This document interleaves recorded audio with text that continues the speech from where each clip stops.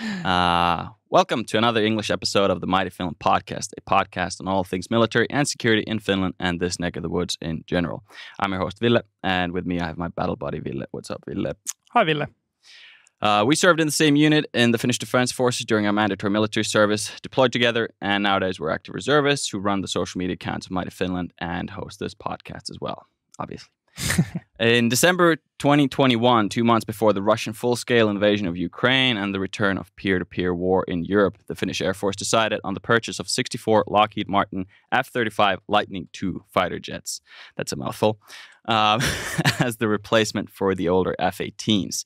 Today we're going to talk and learn about the F-35 from our guest, while we also hear about his interesting career flying all sorts of fighter jets. With literally all I know about the Air Force or air-to-air combat coming from Top Gun movies and our background firmly in mechanized infantry, I feel like we might be a bit over our heads with this one. But that's all right. We're going to try and refrain from constantly quoting Top Gun and just sit back and try to learn.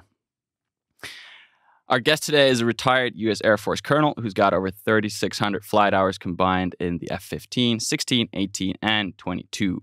Callsign Lurch, served as an instructor at the Navy Fighter Weapons School and the Air Force Fighter Weapons School, which is more commonly known as Top Gun.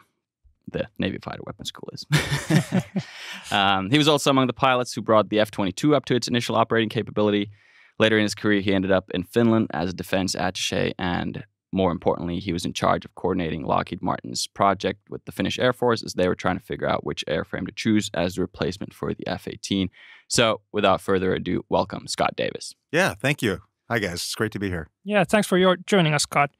First things first, did Finland make the right choice by choosing the F-35 as our next fighter jet? Well, I'm sure we'll talk about that in more detail later, but spoiler alert, the answer is yes. You might be a bit biased, but I'll buy that. Yeah, absolutely. And I've spent a long time here in Finland. I'm sure we'll get into that as well. I consider this my second home, and it is absolutely the best choice to defend Finland's territory. That's great to hear. That sounds great. Yeah. You have quite a repertoire of fighter jets under your belt. F-15, 16, 18, and 22. That's what I would call like the big four of the modern fighter jet before the F-35. But you had a long career in the U.S. Air Force as a fighter pilot. So tell us a bit more about that and how you ended up joining in the first place. Okay. Well, this is going to be a bit of a story. Let's go. Yeah. We're ready. So as a kid, like many kids, I wanted to be a pilot growing up. I would always ask my parents if I could sit near the wing. I was fascinated by the movement of the flaps going up and down, the spoilers. And somewhere around 8 or 9 years old, I got this brilliant thought that, you know what, people who fly these airplanes, they get paid. It's a job that you could have. And that became my goal, to actually be an airline pilot. As a means to get to that goal, then I joined the U.S. Air Force, was lucky enough to get selected to pilot training and went through pilot training in the Air Force and was again lucky enough to get selected to fly a fighter. And then once I started flying fighters, my perspective completely changed. I said, why the heck would I want to basically fly the equivalent of a passenger bus when I can go straight up, straight down, pull 9Gs, and do all that and work with just a great bunch of men and women. So my minimum time in the Air Force ended up being 30 years. Enjoyed every bit of it. So, all right. Cool. Yeah. So, and you wanted to, so let's talk about fighters. I did, even though I wanted to be an airline pilot, I said, well, why not have as much fun as possible and, try to fly the best, which is fighters. And I was lucky enough to get assigned an F-15. So I will also say that it's not just you guys that everything you know about military aviation comes from Top Gun. Pretty much anyone in the U.S. that's not in the military, it's true as well. But so let's talk about fighters. So the F-15, it is a single-seat air superiority fighter. So its role is to destroy other enemy aircraft. It's what we call a fourth-generation fighter. So basically, in common terms, there's been 5 generations of jet fighters since World War II ended. The first generation in the late 40s, basically just like a World War II fighter, except now it's got a jet engine. So straight wings, goes a little bit faster, a gun for armament. To give a Finnish example, the de Havilland Vampire, which was one of the first Finnish jet fighters, that's an example of a first-generation aircraft. And then in the 50s, then you get the second generation. So now these are supersonic or faster than the speed of sound. But still, for the most part, just gun, ammunition, maybe towards the end of the second generation, some guided missiles, typically infrared or heat-seeking missiles. An example of a second-generation fighter is the MiG-21, which the Finnish Air Force used for some years. Then the third generation in the 1960s, you now have some workable radar systems to be able to detect other aircraft from your own aircraft, some better guided missiles, some that are guided by radar signals now, and theoretically you could shoot someone that you can't see, what we call beyond visual range. The problem with the third generation fighters was that although you had that theoretical capability to do that, the identification systems that you had on your airplane to be able to tell who's a good guy and who's a bad guy were not very reliable. Okay. So you ended up doing a lot of visual engagements. So the air war over Vietnam, where the U.S. forces had the F-4 Phantom, which is a third-generation fighter, there was, as far as I know, very few, if none, kills beyond visual range. They all ended up getting in these visual dogfights. And then again, for the Finnish example, the Saab Draken that the Finnish Air Force flew would be an example of a third-generation fighter. So the fourth generation, which the F-15 is an example of, also the F-16, also the F-18, which is what the Finnish Air Force obviously is flying now. So they've got better radars, better missiles. They have much more powerful engines than the third generation, so engine technology makes a leap.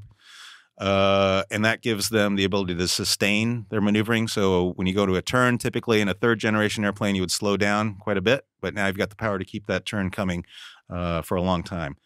And ever since the second generation, they've all been supersonic. But now better radar, better weapons, and the ability to do multi-roles. So you can go against other airplanes, or you can also go against targets on the ground, basically from that same aircraft. So that was a good leap forward. And then finally, we got the identification systems reliable enough that you really could shoot somebody that you can't see. And so in Desert Storm, almost all of the air-to-air kills that the Allied forces made were from beyond visual range, that shoot the enemy before you see them and before they see you. And then the fifth generation, so the F-22 was the world's first fifth-generation fighter. The F-35 is a cousin of the F-22, both made by Lockheed Martin, the company I work for right now. You've got all of the benefits already of the fourth generation aircraft. So great radar systems, great maneuverability, but now it's in a shape that's extremely hard to detect. And all those systems are now built into the aircraft and connected not only within the aircraft to work automatically, but also basically networked out to everybody else in the formation, so that the pilot workload goes way down, the awareness of the pilot goes way up, and therefore the effectiveness is way better as well. So yeah, I got into flying. Got F-15s as my first assignment in the U.S. Air Force. Couple of assignments there, and then I got selected to go to the Air Force Fighter Weapons School. And that was a great time there.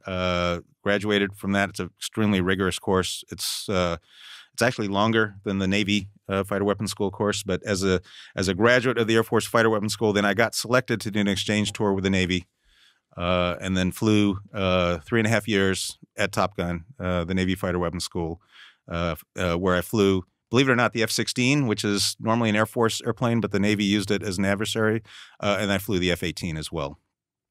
And then back to the Air Force, some more time in the F-15, and then towards the end of my flying career, inertial operational test and evaluation for the F-22, which was just an absolutely fantastic airplane. And then, as you mentioned, I finished off my career here as the U.S. Defense Attaché in Helsinki. We lived in Espoo for almost 3.5 years. Puhun vähän suomea, mutta aika huonosti. Siksi jatkamme englanniksi.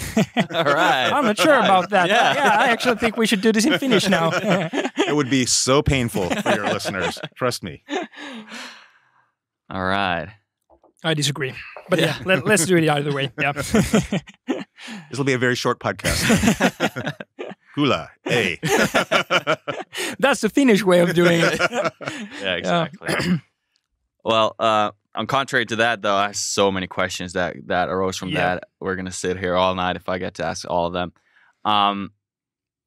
What's the next generation like then? You went through one, two, all the way through the fifth? Yeah. So there are various fighter programs under development, but the Europeans have a couple of so-called sixth generation fighters as well. Nobody's actually defined what sixth generation means, so really it's more of a marketing term than anything else at this point until there's a defined set of characteristics that you can point to that make it distinct from fifth generation. I've never thought about it in the way that you described that it was the third generation aircraft that were able to engage beyond visual range, but being able to distinguish what they're engaging was difficult, which sounds like a terrible combination. Yeah, combination. And then the fourth generation was able to engage beyond visual range and actually know what they are engaging. And now, if I understood correctly, what the fifth generation is doing is making it harder again to engage beyond visual range, being harder to detect both by radar and by weapon systems. Well, they also use radar, so yeah. Yeah, so I'll say I'm very excited about aviation and aircraft in general, and for those who watch a video, I'm going to start using my hands. I'm sorry if you're just listening to the podcast. That's not going to happen. But so the fifth generation makes it harder for the bad guys to detect and find you, but you still have all that capability. So I'll tell you, when we were doing the testing for the F-22, it was. And they're great friends of mine still to this day, but basically a bunch of F-15 pilots by background.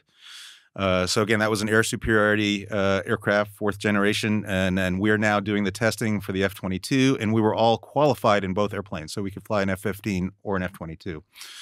And often we would fly one on one day and one on the next day. Who we were flying against. So very well-funded tests. So we'd have, live adversaries, 10 to 12, flown by U.S. Air Force pilots, but simulating Russian aircraft, Su-27 flankers with long-range missiles. So let's say you're doing the mission in an F-15, 4 blue air good guys against 10 to 12 red air bad guys. You turn in, and it's a pretty long distance fight when we do it. You start at about 100 nautical miles, which is probably, since it's nautical miles, 180 kilometers, something like that. Start driving at each other. Each side detects each other about the same time because the radar performance is comparable.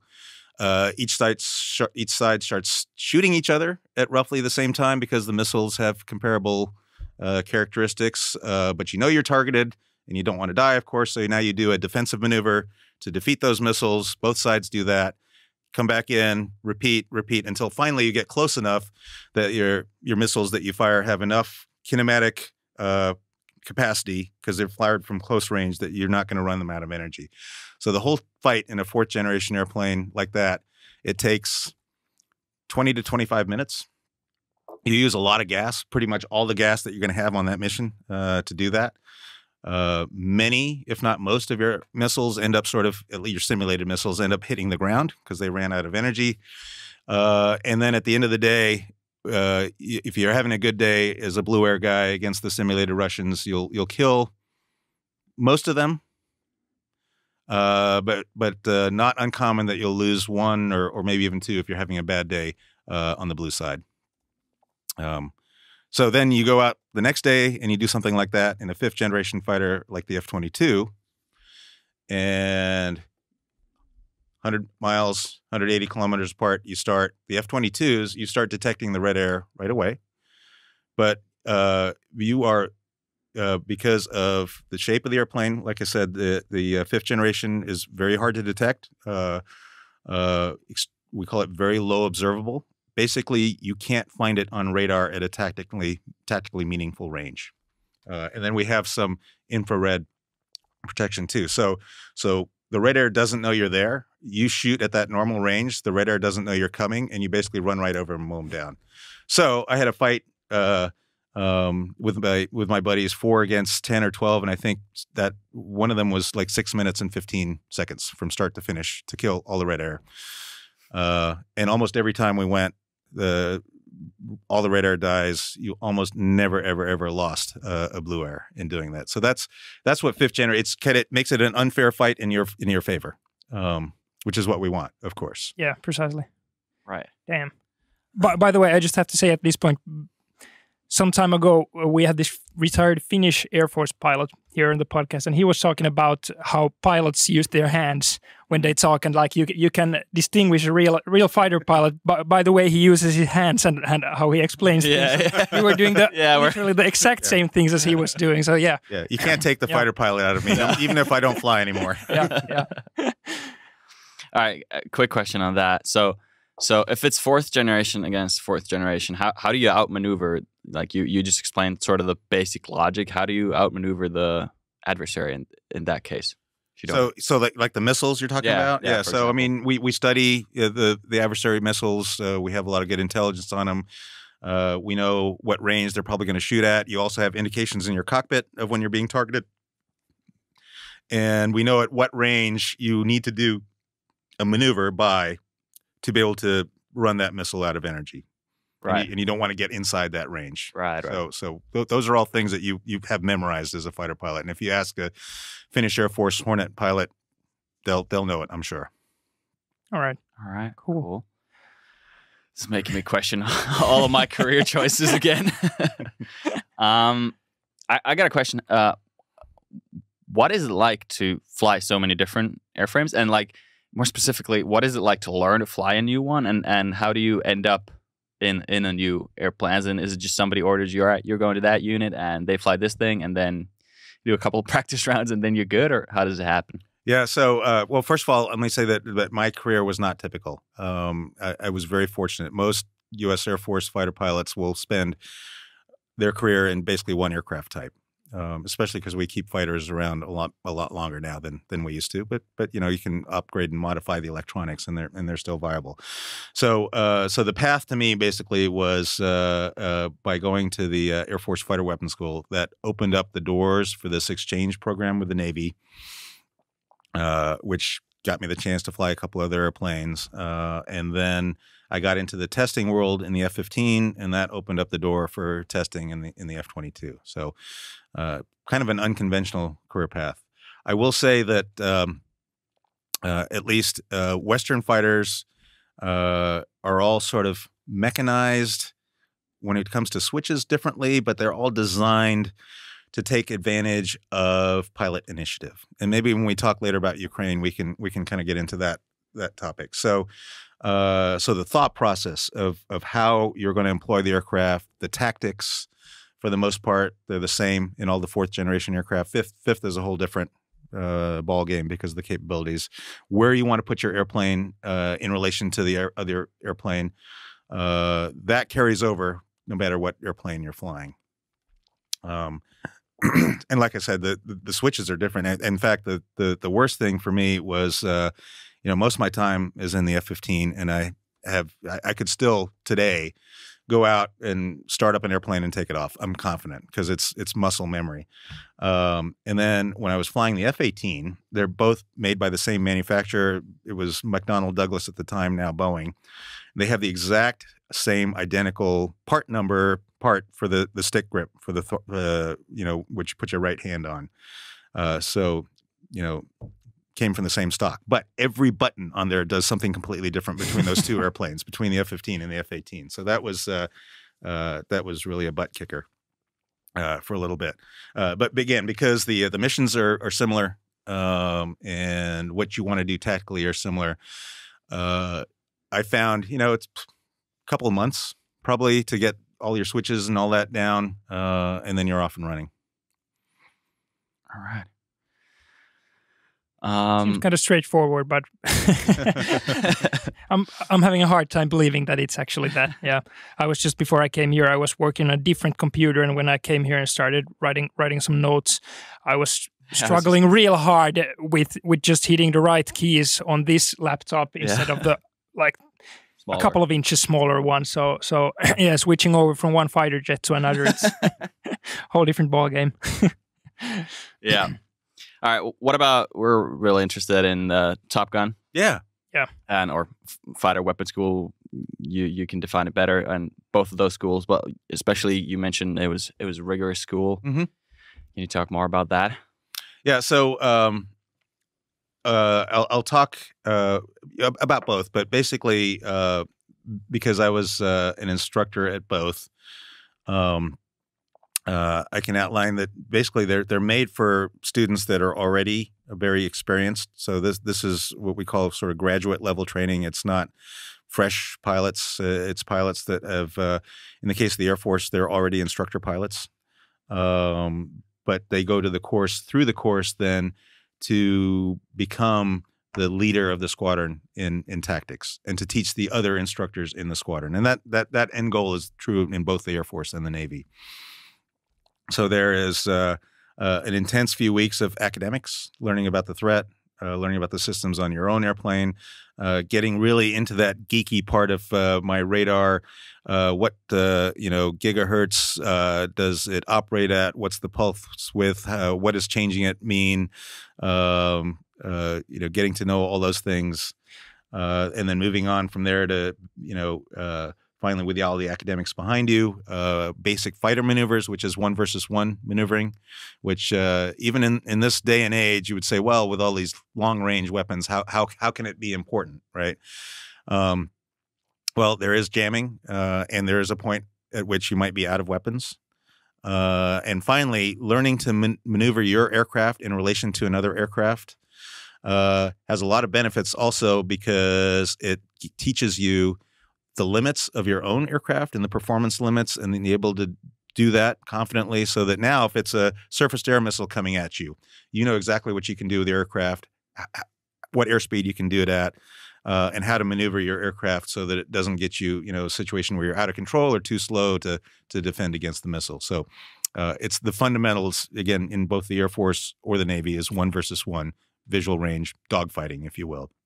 And then you move to bigger scenarios, 2 versus 2, 4 versus 4, 4 versus 6, 4 versus 10, and then you throw in the ground targets as well, so that by the end of the course, you're doing something like with other types of airplanes now. So you'll combine the airplane that you're learning to fly, these tactics in with other students that are in their aircraft. So you'll have, let's say, 30 or 40 blue air against the same number of red air. And on a few of those graduation exercises. It's great fun. So the Air Force course is 6 months long. The Navy course is 4 months long. But it's about the same philosophy, like I said. Everybody knows the Navy course better, Top Gun. They have way better movies than the Air Force does. I know before we came here, we're joking about Iron Eagle, which if you haven't seen it, don't bother. To your listeners, it's just it's so bad it's good kind of thing about Air Force flying. Yeah, Top Gun. Here's what I want to say. Three popular misconceptions about Top Gun. One I've kind of touched on already, okay, which is they don't show you in the movies, but the U.S. Department of Defense, in one of the smarter things we've done, has a very healthy exchange program where we'll have Air Force officers going to Navy units, Navy officers coming to Air Force units, or the U.S. Marines as well, just to make sure that we're all relatively standardized and that the ideas are cross-flowing. So there is and has been for a long time a U.S. Air Force officer at the Navy Fighter Weapons School, TOPGUN, which is how I got to be there. But you don't see that in the movies because, again, the Air Force has bad PR. The second thing, and this is just a trivia thing, is that the real Top Gun, like if you're seeing my shirt on video, it's one word. It's not two words. Right. It just is. I don't know why. It just is. So anyone that uses two words is already a poser. All right. And then the third thing is let's talk about call signs. So yeah, let's. All right. Yeah. So, in the movie Top Gun, you got these really cool sounding call signs like, Maverick, Iceman, Hangman, Viper. Yeah. Yeah.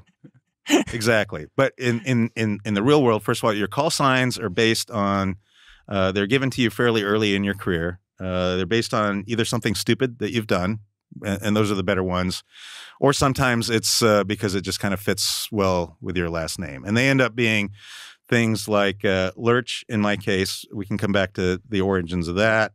We actually had a guy in one of my squadrons called Butt Cheese. That's unfortunate. Now, to make it just a little bit smoother, he was BC for the most part. Okay, but, all right. Yeah, but that's what it's. That's probably what he preferred. That really paints a picture. Yeah. We had a guy named Mogas because he ran out of gas, not all the way, but got really low on gas during a sortie and said, "I need Mogas." So, Gumby, you name it.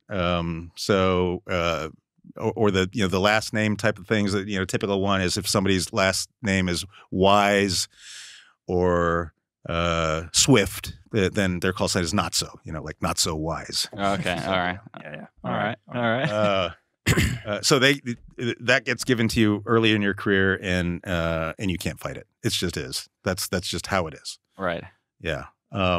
So we don't really have the cool call signs. I will say, my first assignment as a U.S. Air Force fighter pilot. Again, I was flying the F-15. I was stationed in Okinawa, Japan, at Kadena Air Base, and there was a Japanese fighter squadron, basically on the other end of the island from us, and we would do exchanges with them. Great guys, but we chuckled because their call signs were all Ace, Gunner, Hunter, Killer. Right. No, I don't think they have the same process as we do. All right. So before we get out from this, how did you end up with Lurch? Okay. So, and I'll make it short because I know we have a lot to talk about. So it's based on a 1960s American TV comedy called The Addams Family. Yeah. Which they've made some movies of, so some of those are more recent. But there's a butler on there. It's like this Frankenstein-looking character that wears really ill-fitting clothes. So now you can see maybe where this is going. All right. And same squadron I just mentioned in Okinawa.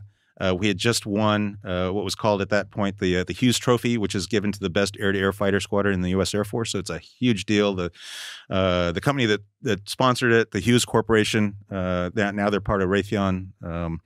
Their top executives are there. There's 4-star generals there, and we're having a big kickoff banquet. And I'm supposed to wear this special uniform that gets tailored, and being young and stupid, and our tailor, by the way, was in Korea, not in Japan. So I sent my measurements up there. Didn't ever try it on when it came back until literally 10 minutes before the party. I put this uniform on, and the pant leg. I have really long legs.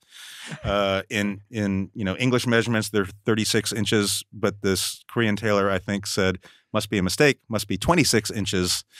So you can picture the end of my pant leg, then some bare skin, then the top of my socks, and then my flying boots is how I appeared, just like the ill-fitting butler on the Addams Family. So that's where the name came from. Did you know at that point that, oh no, this is how I'm gonna get my call sign? Or maybe not at that moment, but in hindsight, boy, I'm glad I wasn't butt cheese. So. Yeah, I was about to say. Could have been a lot worse. Yeah. Oh, shit. All right, so you were stationed over in Japan. where else in the world have you been?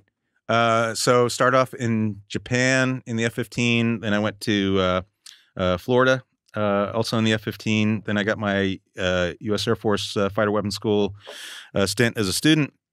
And then I went to Keflavik, Iceland. This was Cool.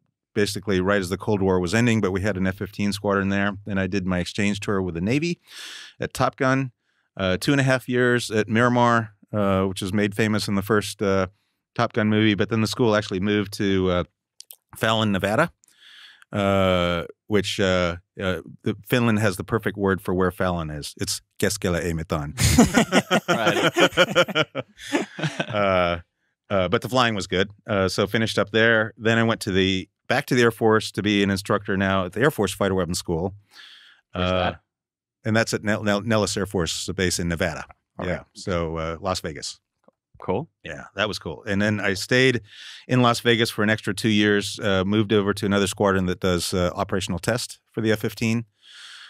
Then went to Edwards Air Force Base in the middle of the desert in Southern California. When you say, hey, I'm going to Southern California, it's great, but it's not beach unless it's sand with no water. It's that kind of beach. But I flew the F-22 there, so that was great.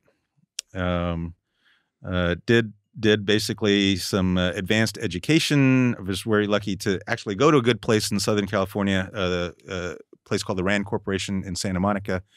So I did a year fellowship there. Did a non-flying job working personnel, actually, which was completely new to me, in San Antonio, Texas. Then went to Hawaii, to Honolulu, to work at U.S. It was called then U.S. Pacific Command. Now it's Indo-Pacific Command. But I was in charge of training and exercises for the command for the entire Pacific Theater. So that was a really good job. Unfortunately, no flying involved. And then basically got my defense attaché job in Finland, which required about 1.5 years of training in Washington, D.C. first, language training, which you can see I was terrible at, but also training on how to be an attaché, and then came out here and finished up my time in the Air Force in 2015 here in Helsinki. All right. That's really cool. How much did you know about Finland before getting the defense attaché job or beginning training for Almost that? nothing. So it was a family decision, although my kids were probably too young to make any decisions at that point. But as I was finishing up our time in Hawaii, the one thing that U.S. Air Force actually does pretty well is they make it clear, look, without saying it black and white, but they go, look, you're never going to get promoted again. All right. You're going to be a colonel, which is a good thing, but you'll never be a general. So what do you want to do? And so my wife and I talked it over and go, well, we'd like to take the kids out of the U.S. because both she and I moved around a lot as we were growing up. So I said, yeah, let's see if we can get an overseas assignment. And I've heard this defense attaché thing is pretty interesting. Let's look at the countries that are available during the time that we're up for assignment. I have 2 girls, and so I mean, not to be prejudicial too much, but there are certainly some countries where we go, not that one, not that one, not that one, not that one. But we said yes to, okay, Finland looks good, and then Czech Republic and Argentina were the 3. Without knowing too much, we said let's go for those. And then we got the assignment to Finland, and then within a few weeks after that, I don't know if you guys remember this. So this would have been 2010 or 11. Newsweek magazine in the U.S., back when it was actually a paper magazine, I think it was Newsweek, came out with a cover page article saying Finland is the best country in the world. And I go, wow, guess what? That's where we're going. And no, since I've learned a lot about Finland, I've really appreciated not just the people, but the amazing history you guys have, especially of the wars, probably every 50 to 70 years since the 11 to 1200s against a certain neighbor. Yeah. Yeah. All right. So yeah, Russia, you're allowed to say it on our podcast. But it was kind of what I imagined, that you weren't just sitting on a beach in Hawaii, sipping on a pina colada and thinking, man, I wish I was in Finland right now. That's not how it went down. Yeah. But I'm really happy we made that choice. So we've we've got lifelong friends here now. I come out here for work probably every 6 weeks or so. The last time I was out here, I brought my wife with me because we knew, not coincidentally, that it was Vappu during that trip. Yeah. So a lot of friends were having some nice gatherings that we were able to join. So yeah, it is, as I said earlier, it's like a second home to me now. Nice. We're happy to hear that. We're going to circle back to Finland at some point, but I got to ask, when was the last time you flew a fighter jet?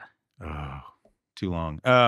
You were going to So say that. so the last the last time I was at the controls of a jet, unfortunately, that was something like 2007. But the Finnish Air Force was gracious enough while I was stationed here to give me a flight both in the F-18, and that was 2012, and also in the Hawk, and that was 2015. So, All right, cool. Yeah. Just gonna float it out there. That's also my end game with this whole podcast thing. Is if the Air Force, I knew is you were going to listening- say that. Yeah. Yeah. Just gonna. Plus, there's a timeline since the F-35 is just only a single seater, and I can't fly one. I got to be in the back seat. So there's a hard stop to my little endeavor here. Yeah.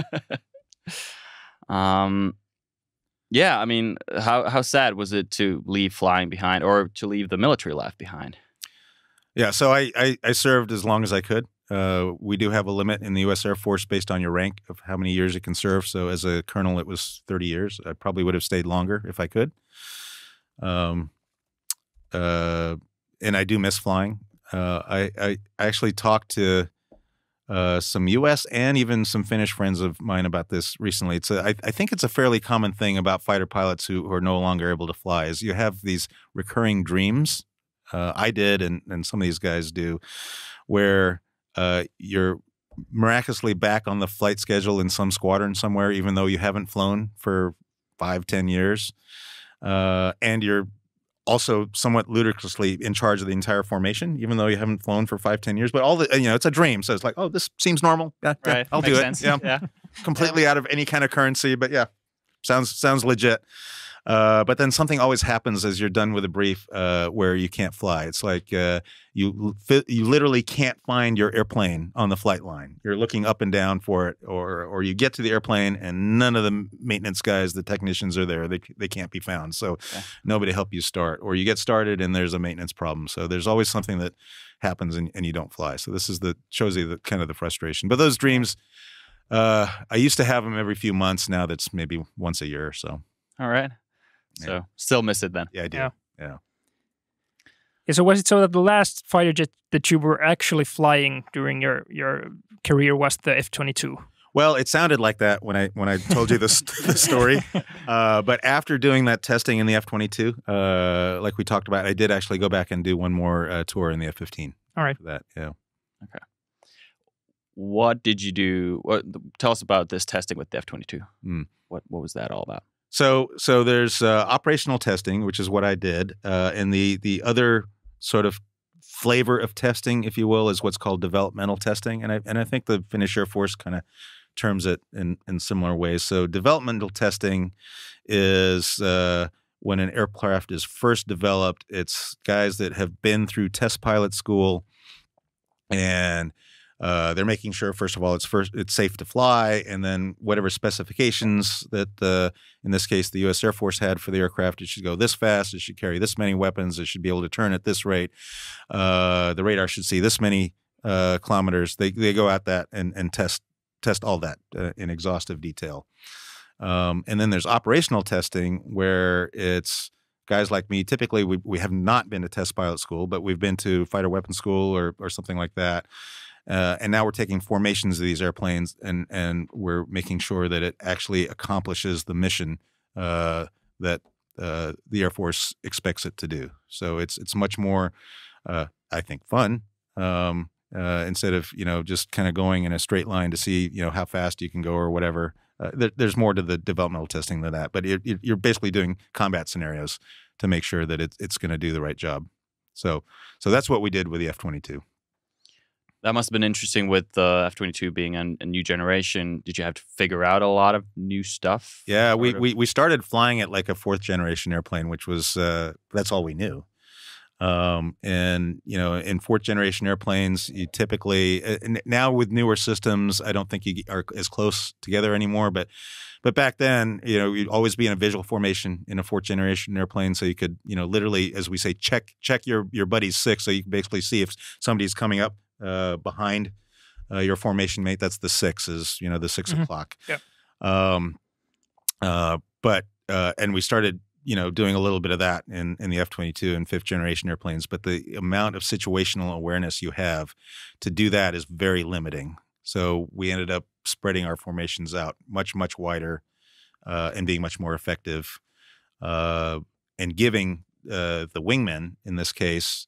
So in a fourth generation aircraft, as a wingman, especially as a new wingman, you're basically doing whatever your flight lead tells you. You're working your radar, which is a lot of work to just kind of get it in the right place and keep moving it around and watching the adversaries on that. And then you're targeting who your flight lead tells you to target, and you're going which direction he goes. Whereas in a fifth generation aircraft, because as the pilot you have so much situational awareness, it would be limiting if you were trying to just do only what your flight lead tells you. So there's a lot more latitude also given to fifth generation pilots to make their own decisions. Of course, they're still telling the flight lead what they're doing, so there's no surprises, but they're making a lot more decisions on their own. But they can, because the mechanics of running all your sensors in a fifth generation airplane, the workload is far reduced. So in a fourth generation aircraft like the F-15 or the F-18, I had one display for my radar. I had another display for what's called a radar warning receiver. This is if somebody is attacking you, it tells you that. I had, for example, in the F-18, I had a display for my infrared sensors, looking at the heat signatures of things. I had another display for my navigation, where I am. And as a pilot, I'm trying to mentally combine bits and pieces of information from all those displays. And, oh, by the way, there's a separate, mechanical action required to control the radar or the IR system, and so on. So your fingers are really busy as well. So you're working your butt off. Yeah. And then in a fifth generation aircraft, like the F-22 or the F-35, you program in prior to the mission the types of threats you're going to face, generally where you think they are, but not exactly, because the aircraft can figure that out too. Who's on the friendly side? And while there is some setup of your avionics, pretty much the aircraft does it on its own from there. And it'll say, okay, the radar is the best thing to track this with. Okay, now he's doing this. Okay, I'm going to automatically task the infrared sensor to track this guy now. So you're free, in other words, of all this. And there's one big display in front of you that has all your information on there, all collated together, the important things. So you're free to really think about what you need to do in that battle, and not so busy furiously being a sensor operator. That's really cool. So essentially what you were doing was you were writing a playbook on how to operate fifth generation fighters. Yeah, basically. We did do that. Exactly. We wrote the first tactics manual. Yeah. Mm-hmm. Nice. It's gone through a lot of changes since then, for the better, I'm sure. You have to start somewhere. You have to start somewhere. Yeah, exactly. And that's gotta be interesting to actually sort of leave your mark somewhere and be able to take that playbook forward. Mm-hmm. Yeah. So it was. I went. So as part of the HX competition evaluation,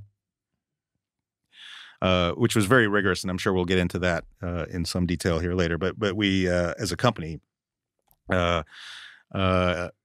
there when the Finnish Air Force took just some of their pilots to Hill Air Force Base, which is an F-35 U.S. Air Force base, and their objective. And they did this basically with all the different contenders. They would go in country and just watch some missions, go to the briefing, watch the mission live, go to the debrief. And as I was watching the F-35s do their tactics and listening to how that was described in the debrief, I go, a lot of that's still pretty similar to what we did in the F-22. So, I mean, some things have changed, but a lot of the basics were still there. Yeah, that's really cool. Yeah, that's really cool. Yeah. As we're recording this on the 11th of June, I think it was yesterday that the Russian Air Force violated our airspace. I saw that. And an F-18 took off from Karelian Air Command. And not to get stuck on that, but because I don't know the terminology for this, I'm trying to ask: did you ever, over your career, go on these types of missions, as in armed or sort of? I don't know what the word for it is. Yeah, he was in Top Gun, so obviously he was, and he was flying inverted. Right. There we go. Yeah. There we go. Right, and I gave him the international symbol. Yeah, exactly. And took a photo. Yeah. So there's some different terminology for it. So QRA, or quick reaction alert, that's where basically you're sitting waiting for somebody that might be threatening your territory, and you're at a heightened state of readiness, so you're gone up within minutes. So I did that a lot. I never on those missions intercepted a Russian aircraft, but I had some time when I was stationed in Japan. As I mentioned, we would also have some missions, or we had missions up in Korea doing this QRA. And I did get scrambled a few times, but pretty much every time the North Koreans turned around and went away. So yeah, nothing up close and personal. All right, intercept. Lots of things in training, right, though, right, but not in real life. Right. Did you ever have any sort of accidents or close calls? Or I know they're great airframes, but a lot of technology and a lot of stuff can always go wrong. Did you ever have any hairy situations in that? Yeah. I didn't think anyone that's done a full career and hasn't had one would be exceptional. That didn't happen. But my close calls are not sort of technology related. They are. I can think of three. One early on in my career at night, a fairly new pilot, and we're always taught, trust your instruments, especially when you can't see anything. Now we've got night vision goggles and things like that. It makes it a little bit better. But we're actually done with a mission at night over the water, black sky, no moon, a few stars. There's a few boats in the water with lights, and you get the two confused. And so I'd put my airplane in a slow descent without knowing it. And I caught it finally at a couple of thousand feet above the ground, which our minimum altitude was 10,000 feet. So I was well below. And then I've had a couple since then, when you get to these, like I said, these 40V, mass engagements, there's a lot of airplanes and there are rules, designed to keep you separate. But sometimes you just don't know somebody is there until it's almost too late. And I've had a couple of really close. Oh shit! Yeah, you were talking about watching the Midnight Hawks. Yeah, which is all great if you practice it. But when you don't practice it, and all of a sudden, without you knowing, there's an airplane that crosses, like a shadow, right above your canopy. I've had that happen a couple of times. So you take a couple of big breaths after that. Can't imagine. Yeah. All right. Damn. Or actually, no, I probably can't even imagine. Yeah.